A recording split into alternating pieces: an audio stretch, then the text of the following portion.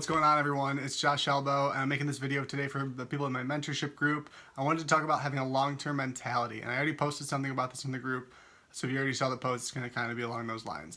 The point of the post was, and from what I heard from them, it sounded like they were about to be making one of the same mistakes that I've made in the past. So I didn't want them to, the point of a mentor is to teach you. You can learn from somebody who's made the same mistakes that you might be making before. So what I was hearing was, when let's give you guys an example. When the hoverboards were really hot, let's say 2015, maybe like 2015, 2016, hoverboards were selling like crazy. You could buy them for $125. You could sell them from anywhere from like $400 to, I think the highest, there was a brand called Hawk that was selling them for like $2,000. So the margin on them was huge, and it was literally just like drop shipping with a private labeling from China. So it was a great opportunity. And the mistake that I made that I've talked about a lot of times in the past was not doubling down on my success and reinvesting back into it, because I didn't have the ability to take the money that I was making from it. I had other expenses that I had to pay at the time. This was 4 or 5 years ago. Shoot. Oh yeah, it was a while ago. So what I was hearing was, when you're getting your first beginner sales, whether it's on Mercari, Shopify, WooCommerce, you're getting your first clients with social media marketing, you're getting your first sales on Amazon, like phase 1, phase 2, you really need to be reinvesting as much as you possibly can back into the business, because it's changing your mindset from a short-term employee mentality to business owner mentality. What's the value of the company? What's the income of the company going to be, let's say 3 to 5 years from now, versus missing out? Like, for example, let's say social media marketing. You might get a check for $5,000, $10,000 plus and it might feel really cool, like, oh, you had your first $10,000, $5,000 a day, $10,000 a day.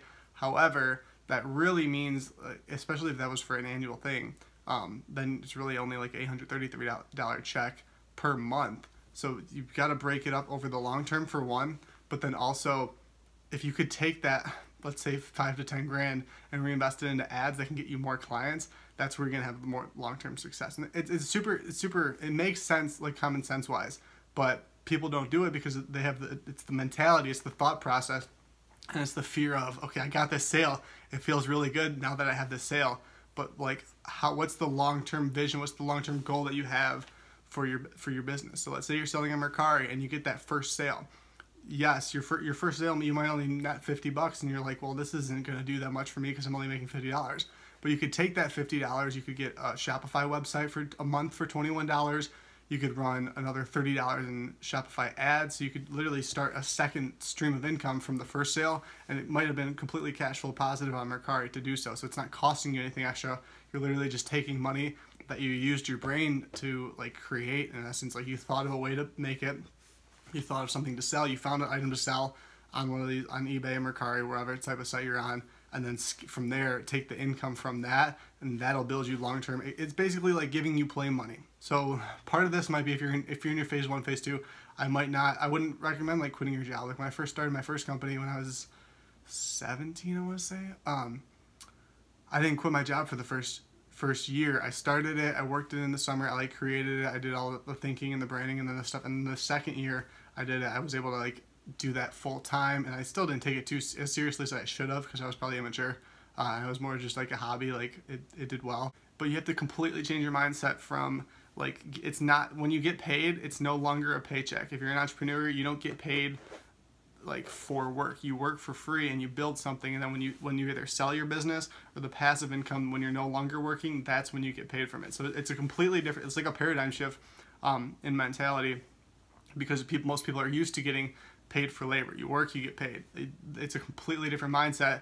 You don't work to get paid not anymore. You work for the fulfillment that you're getting out of building something, and then the payment is the you receive as you're providing more value to the clients, the marketplace, whatever you want to call it.